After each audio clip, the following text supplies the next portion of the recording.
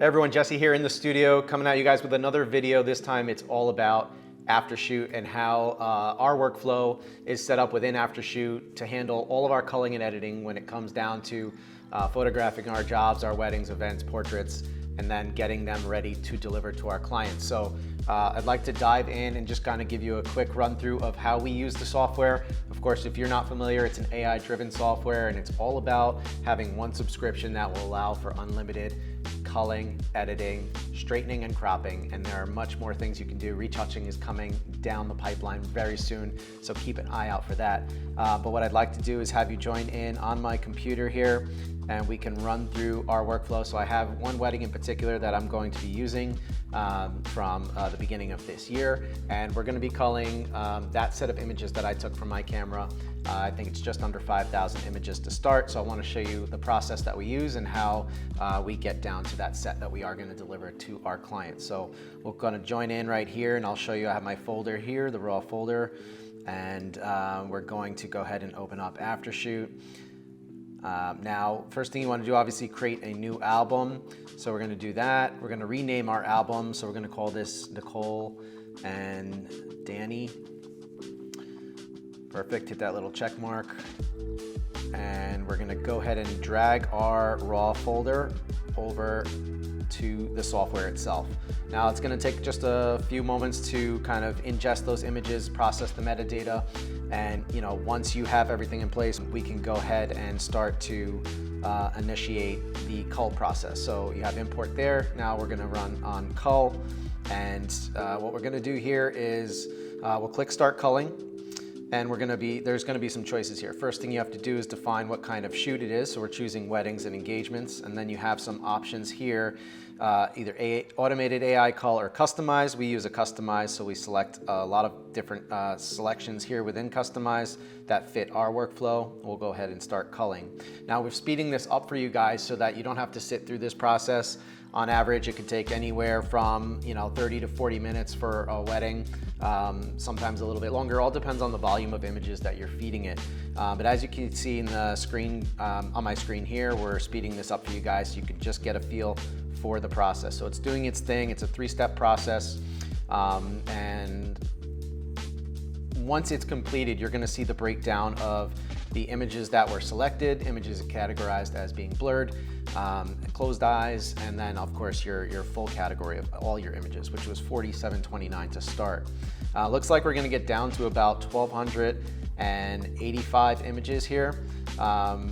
From there, you're going to have some options, of course, on whether or not you want to just accept the call that it's given to you, or in obviously every case, we like to kind of still have our hands in the process a little bit. So we're going to go in and manually cull a little bit further, whether we're going to add a few extra shots in or maybe take out a few extra shots. But once your cull is finished, you're going to get this awesome email here, which is going to give you an indication on how much time you may have saved, how many images were selected and culled.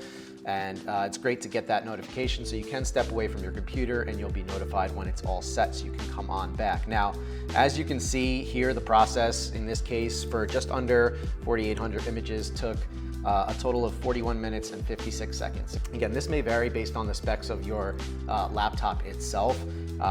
We have invested a lot of money into this particular laptop, and Aftershoot always did run great on our previous laptops as well, but we definitely noticed a little bit of a boost running a more beefed up system here. So keep that in mind. Again, 4,729 images culled down to 1,258 in 41 minutes and 56 seconds. Now, so that's a great starting point. That gets us through a bulk of the work in terms of selecting those images. And again, we'll have two different options within the software here on whether we want to add or subtract images. So it's great at identifying those duplicates, things recognized as being very similar. So we can go in manually, and using keyboard shortcuts, we're able to add or take away selections. So that would be using the bracket keys and the A and the D and the X. And so you can customize that completely to fit whatever's, more personal for you and whatever's easier to use as far as the keyboard goes. We have our shortcuts set up in that way. But there's also a second mode where you can do the further, you can do that second round of manual culling if you want. And that's called spray can mode. Now, we don't particularly use this ourselves, but it's important to know that it is there. And what it allows you to do is kind of go through the images at a higher level, whereas previously I had the image kind of full size, and then I was able to kind of go through those particular shots that it categorized as being sort of very similar and duplicate. Or with the spray can mode, you can kind of be looking at it at a more high level with smaller thumbnails, if you will. Now you're gonna set up your mouse so that your left click is gonna be maybe an add, and your right click is gonna be a subtract, or vice versa, whatever works for you. And you'll be able to kind of go through on a higher level and add and subtract those images very quickly as you run through the selections. So you do that through your original set of 1258. Your number might go down, it might go up. It's whatever you feel like delivering to your client that you feel is appropriate. Now, once you have made those selections, you're gonna wanna go in and hit Save Changes. So if you've changed the original cull to something more custom to you, make sure you go in, hit that button at the bottom, Save Changes, okay? And that's gonna get us onto our next step, which is gonna be for the editing portion, okay? It's important to note there, you do have the ability, you don't have to go into editing if you have no intention to, that's totally fine. You can then choose to export your images right from there, but we are gonna go through to that second step, which is gonna be the editing tab. So we'll click on that tab there. And here we're gonna do a few things. So we wanna make sure we select the right profile, okay? We have a few profiles here, but our most recent one is this one on the bottom. And then we're going to enable a few different other options here. So for us, we tend to keep AI straightening enabled. We don't use masking, although I have heard great things about it. But for us, we're using straightening. And we also skip out on the AI cropping. It does work great in many instances, but for us, we tend to, this is just what we like to use, the setup that we like. We will use straightening and none of the other options there. Now the editing filter is important because it did select, again, those 1258, I think we got to 1260 altogether. But as we see it now, all of our kind of options here at the bottom are enabled. So it's really, if we hit edit, it's really going to do is edit 4,729 photos. Instead, we want to deselect all and then just choose for us, it's the greens and the 5 stars. Those are the ratings that get us to that 1260. So we make sure edit 1260 matches the number we're after, and then we can go ahead and kick off the process there. So again, this is going to do its thing. It will give us a reading. Again, once editing is finished, you will get another follow-up email, which I'll show you up here on the screen as soon as we get through it. And that's, again, going to give you a little summary. It's going to give you a notification that it's all set, which is great to have. Again, if you wanted to step away temporarily and do some other things, you just get the notification right there on your phone. And again, we're going to show you in just a moment once this process finishes. Again, this is sped up for you guys just for making it easier to digest in the YouTube format. And so we're almost there, and another second here. Okay, so now that editing is done, let's see here. Perfect, so there's that second email that's coming in, and it's gonna tell us, again, generally how much time we may have saved running this process, which is great. And from there, okay, so you have some options, which is either you can improve your profile, which is great because the more obviously data and images that you feed Aftershoot, the better it's going to be at being more accurate to your style. So you can constantly ingest more images to improve the profile, or if you needed to make any kind of adjustments to your profile, you can do that right here on this screen. But what we like to do is right from here, we're going to go ahead and review those 1260 images. Now you have some choices here again, so you can either export out to a folder, or you can do a one-click export into something like Lightroom Classic or Lightroom Bridge Photoshop. We use Lightroom Classic, so we're going to go ahead and click on that, and that'll open up Classic for us, and then we'll have to choose a catalog, so we'll create a different catalog for this particular job. Navigate back to that same folder where our images were stored. I'll create a new folder just called LR, and we'll give it a name here. So Nicole Danny, okay?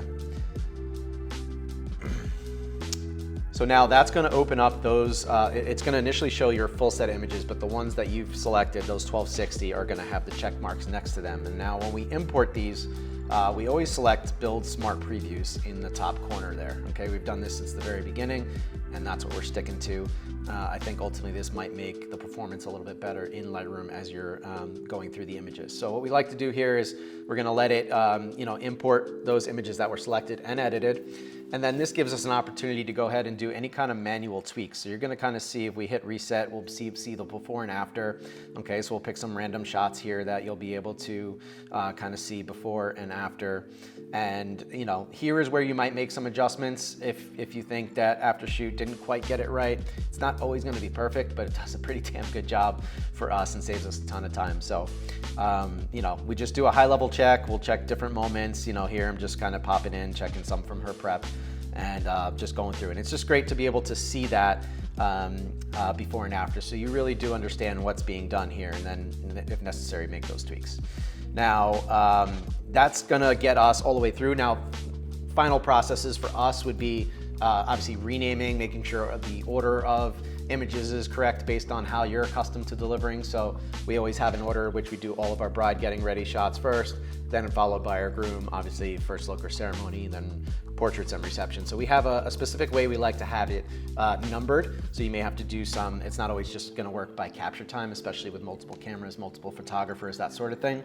So you're gonna have to do a little bit of work there to go ahead, rename, prep everything.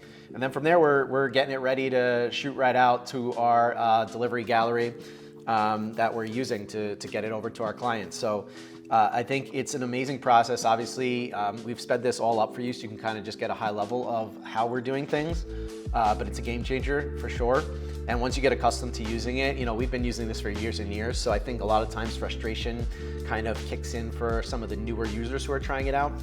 And it's really just, you got to get through those few bumps in the road to get it to really be accustomed to your style and to get a workflow that really works for you. I think that's important. So you do have to spend some time. The great news is that Justin and the whole team at Aftershoot are absolutely incredible with the level of support that they provide to you. So personal attention, if you need help, if you need him to run you through anything, not only is there options right through the software to look up tutorials that have been created for you on some of the most popular topics, but you can always reach out and schedule a call with them, which is so awesome.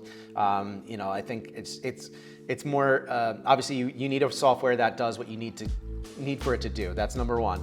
But number two is you also need to be accessible. You need to be able to reach out to the people running the show and have great communication with them, have a voice be heard, because I think that's extremely important.